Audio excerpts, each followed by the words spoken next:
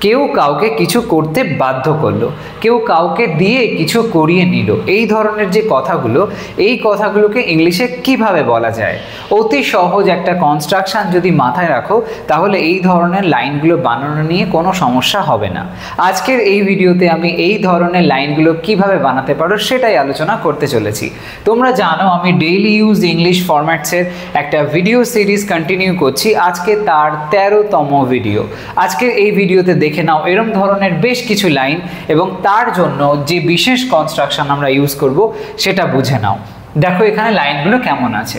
তুমি আমাকে অনেক কিছু বুঝতে বাধ্য করলে, তুমি আমাকে অনেক কিছু বুঝতে বাধ্য করলে, অর্থাৎ আমি স্বইচ্ছায় করিনি, আমাকে বুঝতে বাধ্য করা হলো, এরকম একটা অর্থ। এই ধরনের সেন্সে আমরা যে ধরনের বিশেষ ভার্বের ব্যবহার দেখব সেটা হলো মেক। মেক ভার্বের ব্যবহার করে লাইনগুলো আমরা বলতে পারি। এই ধরনের বাক্যগুলোই আমরা দেখি কজেটিভ ভার্বের ব্যবহার হতে, যেখানে একটা কাজ আরেকজনকে দিয়ে করিয়ে নেওয়া হয়। তো এটা যদি ট্রান্সলেট করি তাহলে লাইনটা এইভাবে বলতে হবে, তুমি আমাকে অনেক কিছু বুঝতে বাধ্য করলে। তো এখানে লিখবো ইউ, লিখলাম, তারপর ইউ লেখার পরে বাধ্য করলে সিম্পল পাস্ট টেন্সে বলা হয়েছে, তাই জন্য মেক ভার্বের সেকেন্ড ফর্ম ব্যবহার করতে হবে, যেটা হলো মেড। ইউ মেড, লিখলাম ইউ মেড লেখার পরে আমাকে অনেক কিছু বুঝতে বাধ্য করলে, তাই জন্য ইউ মেড মি এটা বলতে হবে। বুঝতে সেন্সে এখানে রিয়ালাইজ শব্দটা ব্যবহার করতে পারি। You made me realise, you made me realise. কি রিয়ালাইজ করালে না অনেক কিছু বুঝতে, তো এই সেন্সে অনেক কিছু, তো you made me realise a lot of things, realise a lot of things, you made me realise a lot of things. এখানে দেখো বিশেষ যে কনস্ট্রাকশনটা আমরা লক্ষ্য করছি সেটা হলো মেক ভার্বের ব্যবহার এবং তারপরে যাকে যে কাজটা করতে বাধ্য করা হচ্ছে তার কথা লেখা হয় এবং তারপরে যে জিনিসটা করা হচ্ছে বা যে বিষয়টা করা হচ্ছে সেটা লিখতে হয়।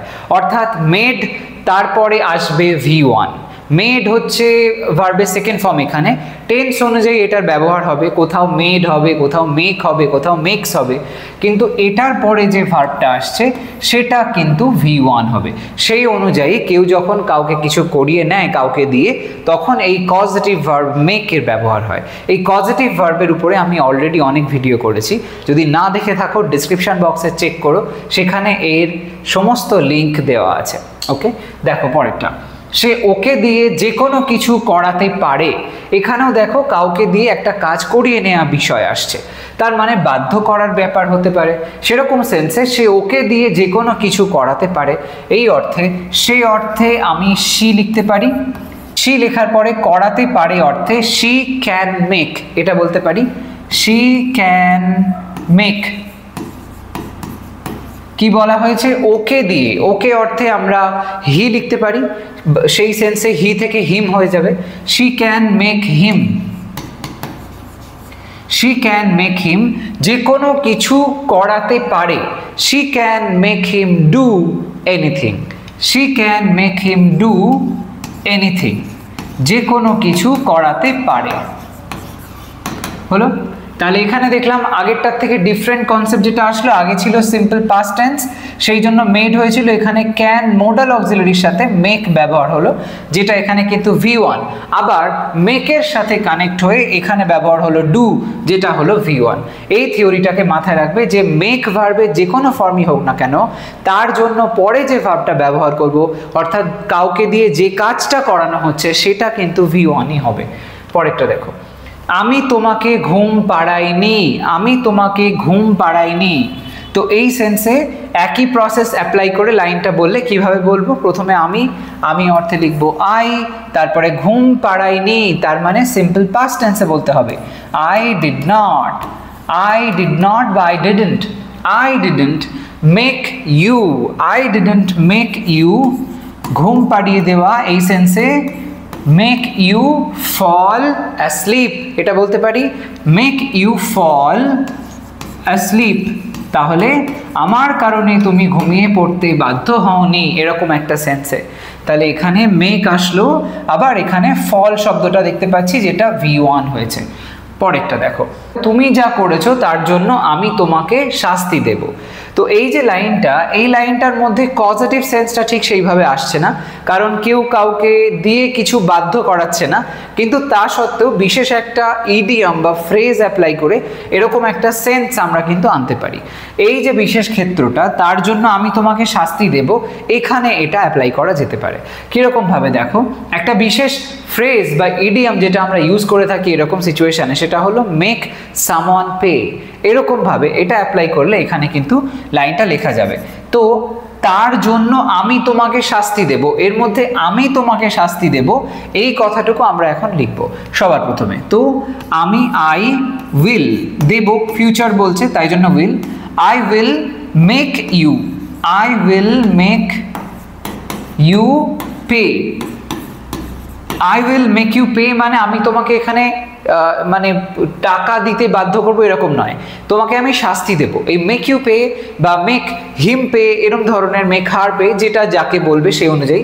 তো এই যে বিশেষ ফ্রেজটা বা ইডিয়ামটা আমরা ব্যবহার করে থাকি, এটা কাউকে কিছু শাস্তি দেওয়া, কারোর অন্যায়ের জন্য তাকে উপযুক্ত রিপ্লাই দেওয়া, এরকম একটা সেন্স অনুযায়ী আমরা এটা করে থাকি ব্যবহার।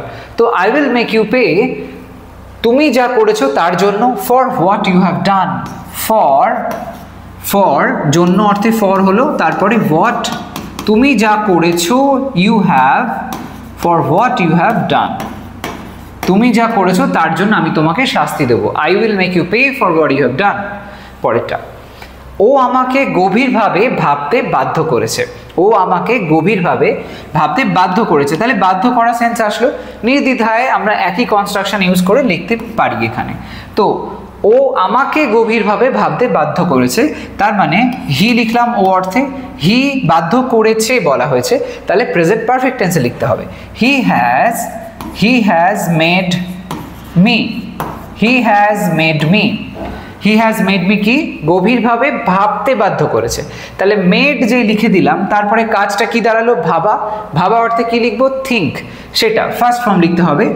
He has made me think, গভীরভাবে, তার মানে ডিপলি, এটা লিখে দিলেই হবে। He has made me think deeply.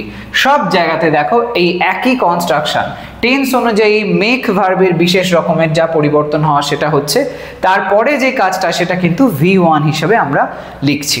পরেরটা দেখো, আমি তাকে কাঁদাতে পারতাম, অর্থাৎ আমি তাকে কাঁদতে বাধ্য করতে পারতাম, এরকম একটা সেন্সে। তখন লাইনটা এইভাবে বলতে পারি, আই কুড, পারতাম সেন্সে কুড আসবে, পাস্ট টেন্স বোঝাচ্ছে, সেই অর্থে মোডাল ব্যবহার করলে কুড হবে। আই কুড মেক ব্যবহার হবে, কুডের পরে মেক, V1, তারপরে তাকে অর্থে হিম বা হার বলতে পারি, I could make him Cry, আমি তাকে কাঁদাতে পারতাম। তারপরেরটা, সে আমাদের একসাথে খেতে বাধ্য করত। তো এখানেও বাধ্য করা সেন্স যেটা আসছে সেই অনুযায়ী অবশ্যই মেক লেখা যায়। সে অর্থে আমরা এখানে শি লিখতে পারি বা হিও লিখতে পারি। তো শি আমাদের একসাথে খেতে বাধ্য করতো, তো শি খেতে বাধ্য করতো বলা হয়েছে, তাহলে এই কাজটা আগে করতো এখন আর করে না, এরকম একটা সেন্সে একটা অভ্যাস, অতীতের অভ্যাস, সেই অর্থে ইউজ টু করে আমরা লিখতে পারি। তো লিখতে হবে she use to, she used to make, right. এই ইউজ টুটাও একটা মোডাল অক্সিলারি যেটা অতীতের কোনো অভ্যাসকে বোঝায়। তো she used to make কি না, আমাদের একসাথে খেতে বাধ্য করতো। she used to make us eat, একসাথে অর্থে টুগেদার বলতে পারি, she used to make us eat together, একসাথে খেতে বাধ্য করতো বা আমাদের একসাথে খাওয়াতো, এরকম টাইপের একটা সেন্স। পরে, আমার উচিত ওদেরকে এটা বিশ্বাস করানো, মানে ওদেরকে এটা বিশ্বাস করতে বাধ্য করানো, এরকম একটা সেন্সে। তো এই যে লাইনটা, এটাও আমরা একই প্রসেসে যদি করি, কিভাবে লিখতে হবে, আমার উচিত, উচিত বলা হয়েছে তাহলে শুড লিখতে হবে, আই শুড লিখলাম। তারপরে কি করব, আগে যেরকম হয়েছে মোডাল অক্সিলারি পরে V1, তার মানে আই শুড মেক লিখব, আই শুড মেক, আমার উচিত ওদেরকে এটা বিশ্বাস করানো, আই শুড মেক দেম, ওদেরকে মেক দেম বিশ্বাস করানো, বিলিভ এটা সেন্সে ইন ইট, এতে বিশ্বাস করানো, এরকম ভাবে বলতে পারি I should make them believe in it, believe in it. Okay, একই রকম ব্যাপার আগের মতন আসলো, এখানে মেক ভার্বের ব্যবহার দেখলাম এবং তারপর এখানে আসলো V1, অর্থাৎ যেখানে যেরকম টেন্স অনুযায়ী ব্যবহারটা আমরা লক্ষ্য করব, মেক কোথাও হবে, কোথাও মেক্স হবে, কোথাও মেকিং হতে পারে যখন কন্টিনিউটি বোঝাবে, তারপরে V1 হবে যে কাজটা যাকে দিয়ে করানো হচ্ছে এরকম সেন্স অনুযায়ী। তো এই ধরনের পজিটিভ ভার্বের আরও বিভিন্ন রকম কনস্ট্রাকশন হয়, সমস্ত রকম পজিটিভ ভার্বের উপরে আমি অলরেডি যেসব ভিডিওগুলো করেছি তার লিঙ্ক ডেসক্রিপশন বক্সে দেওয়া আছে, সেখান থেকে দেখো, প্যাসিভ স্ট্রাকচারগুলো লক্ষ্য করো, এই সংক্রান্ত কোনো কনফিউশন আর থাকবে না। আজকের ভিডিও এই পর্যন্ত থাকলো, আমাকে জানিও কেমন লাগলো ভিডিওটা, একটা লাইক করতে ভুলো না, শেয়ার করো সমস্ত ফ্রেন্ডসের সাথে, আর চ্যানেলটা এখনো সাবস্ক্রাইব না করে থাকলে ডেফিনেটলি করে নাও, কারণ এই ধরনের ইনফরমেটিভ ভিডিওস তোমরা আমার চ্যানেল থেকে পেতেই থাকবে। আজ তবে আসি, সবাই ভালো থাকো, সুস্থ থাকো, বাই বাই।